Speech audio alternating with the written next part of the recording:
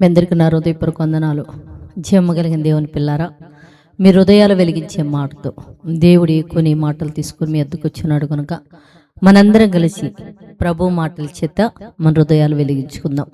ఈరోజు ప్రభు ఏ మాటల చేత అయితే మన హృదయాలు వెలిగించాలనుకుంటున్నాడో ఒకసారి మనం ధ్యానం చేసుకోగలిగే దేవుని పిల్లారా, రాత్రి కాలం నుంచి మనందరి కుటుంబాల్లో దేవుడు చేసిన ప్రతి మేలుకి ప్రభువు నామములో తండ్రి దేవుడికి శిరస్సు వంచి వందనాలు చెల్లించుకుంటూ ఈరోజు ప్రభు ఏ మాటలు చేతైతే మన హృదయాలు వెలిగించాలనుకుంటున్నాడు ఒకసారి మనం చూడగలిగితే సామెతల గ్రంథం 31వ అధ్యాయము 26వ వచనంలో ఒక మాట రాయబడింది. దేవుని పిల్లరా, జ్ఞానము కలిగి తన నోరు తెరుచును, కృపగలిగిన ఉపదేశం ఆమె బోధించును.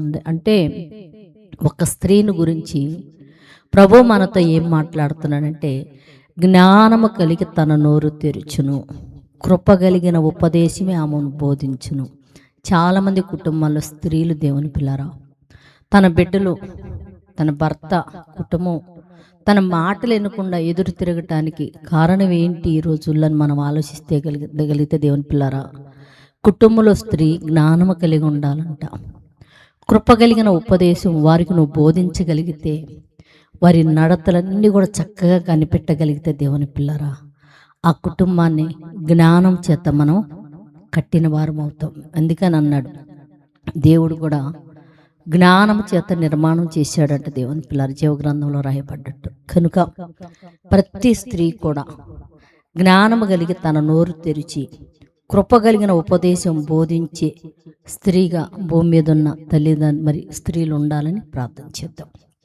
పరిశుద్ధుడా, జీవము కలిగిన మా పరలోక తండ్రి, నయనాని కృపగలిగిన నామానికి వందనాలు తండ్రి.